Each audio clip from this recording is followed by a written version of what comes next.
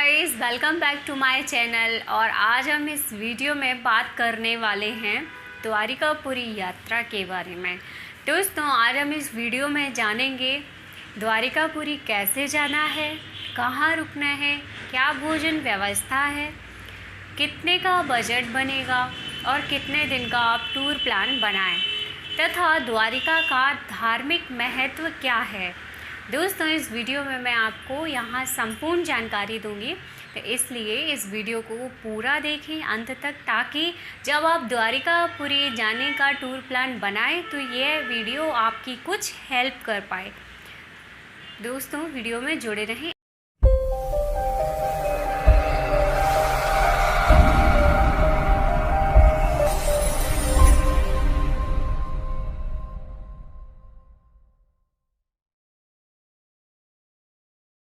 दोस्तों, द्वारिका भगवान श्री कृष्ण ने मथुरा छोड़ने के बाद अपने परिजनों के लिए बसाई थी। द्वारिका 4 धामों में एक है। इसे सप्तपुरियों में गिना जाता है। इसकी सुंदरता का बखान नहीं किया जा सकता। समुद्र की बड़ी बड़ी लहरें उठती हैं और इसके किनारों को इस तरह धोती हैं जैसे इसके पैर पखार रहे हों। द्वारिका एक छोटा सा कस्बा है। कस्बे के एक हिस्से के चारों ओर 4 दीवार खिंची है। इसके भीतर ही सारे बड़े बड़े मंदिर हैं। कहा जाता है श्री कृष्ण की मृत्यु के साथ उनकी बसाई हुई यह नगरी समुद्र में डूब गई थी। आज भी यहाँ उस नगरी के अवशेष मौजूद हैं। दोस्तों, अब बात करते हैं कि आप द्वारिका कैसे पहुँच सकते हैं। द्वारिका आप बाय ट्रेन, बाय बस और फ्लाइट से इजीली पहुंच सकते हैं। द्वारिका का सबसे नियरेस्ट रेलवे स्टेशन द्वारिका है। अगर आपके शहर से द्वारिका के लिए डायरेक्ट ट्रेन की कनेक्टिविटी नहीं है तो आप राजकोट पहुंचकर ट्रेन चेंज भी कर सकते हैं। और आप अहमदाबाद से भी द्वारिका के लिए डायरेक्ट ब्रॉड गेज ट्रेन ले सकते हैं। दोस्तों, राज्य परिवहन गुजरात के विभिन्न शहरों से द्वारिका के लिए बसों की उत्कृष्ट सेवाएं हैं। आप सूरत, राजकोट और अहमदाबाद से बसें भी ले सकते हैं तथा प्राइवेट टैक्सी भी ले सकते हैं। अगर आप बाय एयर द्वारिका जाना चाहते हैं तो सबसे नज़दीकी एयरपोर्ट जामनगर है। जामनगर से आप द्वारिका के लिए बाय बस और कैब भी बुक कर सकते हैं। जामनगर से द्वारिका की दूरी 145 किलोमीटर है।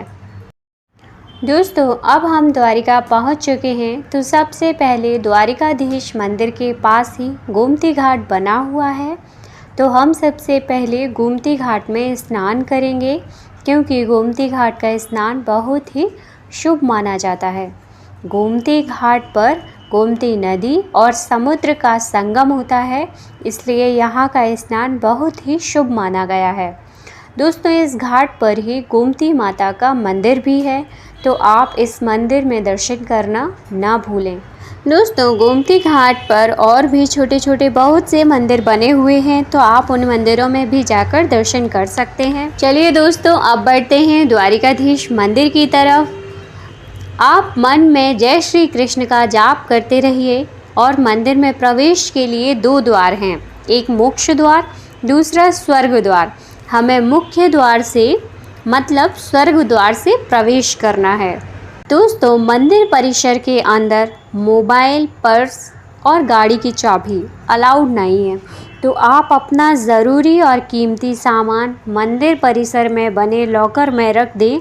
वहाँ से आपको एक टोकन मिलेगा, उसे अपने पास संभाल कर रख लें। दोस्तों, अब मंदिर परिसर में अंदर पहुंचकर हम द्वारिकाधीश के दर्शन के साथ साथ अपनी विशेष मांग लें। श्री कृष्ण जी के मंदिर के साथ साथ मंदिर परिसर में और भी मंदिर हैं, आप उनके भी दर्शन कर लें। दोस्तों, अगर आप मंदिर में आरती में शामिल होना चाहते हैं तो मंदिर में 2 टाइम आरती होती है, एक सुबह 6 बजे तथा शाम को 6:30 बजे। तो दोस्तों, आरती में शामिल होने के लिए आप आरती के समय से 1 से 1.5 घंटा पहले मंदिर परिसर में प्रवेश कर जाएं, ताकि आप इजीली आरती में शामिल हो पाएँ। चलिए दोस्तों, अब बात करते हैं द्वारिका में आप कहाँ रुक सकते हैं। तो दोस्तों, द्वारिका में रुकने के लिए हमारे पास 3 ऑप्शन अवेलेबल हैं। पहला धर्मशाला, दूसरा द्वारिकाधीश मंदिर की तरफ से जो ट्रस्ट का गेस्ट हाउस का व्यवस्था किया गया वहाँ, तीसरा प्राइवेट होटल्स। दोस्तों, पहले ऑप्शन की बात करते हैं जो कि धर्मशाला है। यह सबसे चीपेस्ट और बेस्ट ऑप्शन है क्योंकि यहाँ की धर्मशालाएं बहुत नीट और क्लीन होती हैं और साथ साथ प्राइस भी इनका बहुत कम होता है। पर डे का 300 से 500 रुपये चार्ज करते हैं। और अगर आपका बजट कम है तो दोस्तों आप धर्मशाला की ऑप्शन ज़रूर चूज़ करिएगा। दूसरा ऑप्शन है द्वारिकाधीश मंदिर ट्रस्ट की तरफ से गेस्ट हाउस की व्यवस्था की गई है श्रद्धालुओं के लिए। तो दोस्तों आप गेस्ट हाउस भी ले सकते हैं जहां के चार्जेस 500 से 700 रुपये पर डे पड़ते हैं। दोस्तों, तीसरा ऑप्शन है प्राइवेट होटल। आम सिटियों की तरह यहाँ पर भी मंदिर परिसर के आसपास ढेरों होटल्स अवेलेबल हैं जिनका चार्ज 24 घंटे का 500 से 1000 रुपये तक होता है। तो आप अपने अकॉर्डिंग प्राइवेट होटल्स भी ले सकते हैं। दोस्तों, अब बात करते हैं द्वारिका में भोजन की क्या व्यवस्था है। दोस्तों, मंदिर परिसर में भोजन प्रसादालय की व्यवस्था की गई है। आप भोजन प्रसादालय में जाकर 20 रुपये पे करके भर पेट खाना खा सकते हैं। दोस्तों, यहाँ भोजन मिलने का समय सुबह 11 बजे से 2 बजे तक का है और शाम को 6 बजे से 9:30 बजे तक 2 टाइम स्लॉट में यहाँ भोजन श्रद्धालुओं को मिलता है। तो आप चाहें तो भोजन प्रसादालय में भी भोजन कर सकते हैं। और दूसरा ऑप्शन है दोस्तों, मंदिर परिसर के बाहर प्राइवेट रेस्टोरेंट में खा सकते हैं। यहाँ पर भी थाली 50 रुपये से 150 रुपये में मिलती है दोस्तों। तो आप अपनी चॉइस के अकॉर्डिंग भोजन ले सकते हैं। दोस्तों, वैसे तो आप द्वारिका साल में कभी भी आ सकते हैं, परंतु द्वारिका जाने का सबसे अच्छा समय नवंबर से फरवरी तक का है क्योंकि इन दिनों शहर का मौसम काफ़ी ठंडा होता है और माहौल बहुत शांत होता है क्योंकि यहाँ उस समय बहुत भीड़ भाड़ नहीं होती। यदि आप विशेष रूप से द्वारिका के भव्य रूप से मनाए जाने वाले जन्माष्टमी महोत्सव में शामिल होना चाहते हैं तो अगस्त से सितंबर के बीच द्वारिका विज़िट करें।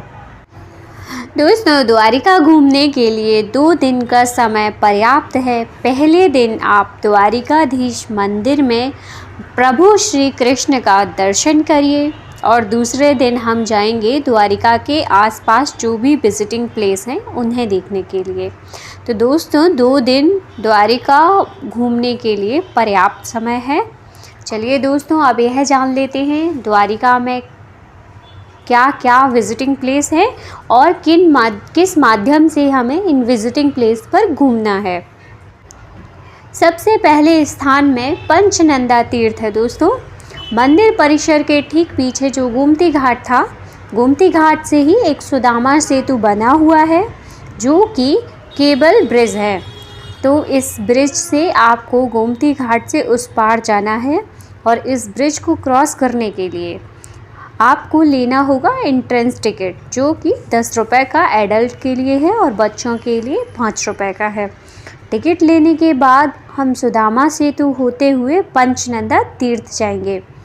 पंचनंदा तीर्थ में 5 पांडवों के अलग अलग 5 कुंड हैं और इन 5 कुंडों के पानी का स्वाद मीठा होने के साथ साथ अलग अलग भी है। तो दोस्तों, पंचनंदा तीर्थ जाकर आप इन कुंडों के जल का स्वाद जरूर लीजिए। पंचनंदा तीर्थ के पास ही स्थित है लक्ष्मी नारायण मंदिर। तो दोस्तों, आप इस मंदिर में भी जाइए और लक्ष्मी नारायण जी का दर्शन कीजिए। इस मंदिर परिसर में ही आपको एक बेहद खूबसूरत पेड़ देखने को मिलेगा। दोस्तों, यह वही पेड़ है जहाँ बैठकर ऋषि दुर्वासा तपस्या किया करते थे। चलिए दोस्तों, अब हम वापस सुदामा सेतु होते हुए मंदिर परिसर के पास पहुंचते हैं और अब आगे बात करते हैं उन प्लेसेस की जो कि हमें द्वारिका में घूमने हैं। पर उससे पहले जान लेते हैं दोस्तों, इन सारे प्लेसेस को घूमने का माध्यम क्या होगा। दोस्तों, द्वारिका में द्वारिका विजिटिंग प्लेस को घूमने के लिए गवर्नमेंट बस सर्विस भी अवेलेबल है जो 100 रुपये पर पर्सन चार्ज करती हैं और आपको द्वारिका में स्थित सभी विजिटिंग प्लेस को घुमा देंगी। परंतु दोस्तों ये थोड़ा सा समय कम होता है, इनके पास समय लिमिटेड होता है। तो अगर आपके पास पर्याप्त समय है और आप संतुष्टिपूर्वक पर्टिकुलर विजिटिंग प्लेस देखना चाहते हैं तो आप प्राइवेट ऑटो बुक कर सकते हैं जो आपसे 700 से 800 रुपये चार्ज करेगा और आपको सभी विजिटिंग प्लेस को बहुत अच्छे से घुमाकर मंदिर परिसर के बाहर छोड़ देगा। दोस्तों आप सबसे पहले जाइए गोपी तालाब। यह वह तालाब है जहां भगवान श्री कृष्ण गोपियों के साथ रास लीला किया करते थे। यहाँ स्नान करना बहुत ही पवित्र माना जाता है, तो आप यहाँ सबसे पहले स्नान करिए। गोपी तालाब के पास में ही है नागेश्वर ज्योतिर्लिंग। दोस्तों नागेश्वर ज्योतिर्लिंग भगवान शिव जी का स्थान है तथा 12 ज्योतिर्लिंगों में से एक है। तो यहाँ आप दर्शन करिए, ओम नमः शिवाय का जाप करते रहिए और अपनी मनोकामनाएं मांगिए। चलिए दोस्तों, दर्शन के बाद अब हम चलते हैं रुक्मणी माता का मंदिर। यह मंदिर भी काफ़ी सुंदर बना हुआ है, तो आप यहाँ दर्शन करिए और अपना कुछ समय यहाँ भी दीजिए। अब हम आखिरी स्थान की बात करते हैं और यह स्थान है भेट द्वारिका। भेट द्वारिका मंदिर से द्वारिकाधीश मंदिर से 30 किलोमीटर की दूरी पर पड़ता है। भेट द्वारिका जाने के लिए आपको बोट लेना होगा क्योंकि यह स्थान समुद्र के बीच एक टापू पर बना हुआ है। दोस्तों भेट द्वारिका वह स्थान है जहां भगवान श्री कृष्ण सुदामा जी से मिले थे। भेट द्वारिका छोड़ने के लिए बोट वाला आपसे 10 रुपये पर पर्सन चार्ज करेगा और यह दूरी 5 किलोमीटर की है, तो पहुंचने में आपको 15 से 20 मिनट का समय लग जाएगा। चलिए दोस्तों, अब हम भेट द्वारिका पहुंच चुके हैं। बोट से उतरने के बाद हमें अभी 1 किलोमीटर आगे पैदल जाना पड़ेगा। दोस्तों आप यह यात्रा पैदल भी तय कर सकते हैं और आप चाहें तो ऑटो भी ले सकते हैं। ऑटो वाला 10 रुपये पर पर्सन लेगा और आपको भेट द्वारिका छोड़ देगा। भेट द्वारिका में कुल 5 मंदिर हैं। पहला भगवान श्री कृष्ण का मंदिर, दूसरा सत्यभामा का मंदिर, तीसरा है राधा रानी का मंदिर, चौथा है जामवती माता का मंदिर और 5वां मंदिर रुक्मणी माता का है। दोस्तों ये पांचों मंदिर पास पास में ही स्थित हैं, तो आप इन मंदिरों में भी दर्शन करें। और यहाँ मैं आपको एक बात बताना चाहती हूँ कि इन मंदिरों के अंदर मोबाइल फ़ोन्स और कैमरा अलाउड नहीं है, तो आप वहाँ पर बने लॉकर में अपना मोबाइल और कैमरा रख दीजिए, फिर दर्शन करिए। दर्शन होने के बाद अपना सामान लॉकर से कलेक्ट कर लीजिए। दोस्तों अगर आप द्वारिका में 2 दिन रुकने का प्लान कर रहे हैं तो द्वारिका में 2000 से 2500 रुपये पर पर्सन का खर्चा आएगा और आप 2000 से 2500 रुपये में पूरी द्वारिका घूम लेंगे। दोस्तों इसमें मैंने आपके शहर से ट्रेन, बस और प्लेन का कोई भी टिकट ऐड नहीं किया, तो आप इस खर्चे में अपने शहर से द्वारिका तक का ट्रेन का टिकट ऐड कर लीजिए। दोस्तों द्वारिकापुरी घूमने के बाद अगर आपके टूर प्लान में कुछ दिन शेष बचते हैं तो आप द्वारिकापुरी से 250 किलोमीटर की रेंज में स्थित कुछ और अन्य प्लेसेस को भी घूम सकते हैं, जैसे सोमनाथ मंदिर जो कि भगवान शिव जी को समर्पित है और 12 ज्योतिर्लिंगों में से एक है, पोरबंदर, भुज, जूनागढ़ तथा कच्छ। ये कुछ ऐसे विजिटिंग प्लेस हैं जो द्वारिकापुरी के नियरेस्ट स्थित हैं और इन्हें घूमने में आपको 1 से 2 दिन का एक्स्ट्रा समय चाहिए। तो दोस्तों आप चाहें तो ये भी अपने द्वारिकापुरी टूर प्लान में ऐड कर सकते हैं। तो दोस्तों ये था द्वारिकापुरी का संपूर्ण टूर प्लान। आप इस प्लान के अकॉर्डिंग, इस टूर प्लान के अकॉर्डिंग अपनी यात्रा प्लान कर सकते हैं। दोस्तों मैंने 4 धाम यात्रा का महत्व रामेश्वरम का टूर प्लान और उत्तराखंड का टूर प्लान ऑलरेडी आप लोगों के साथ शेयर किया हुआ है।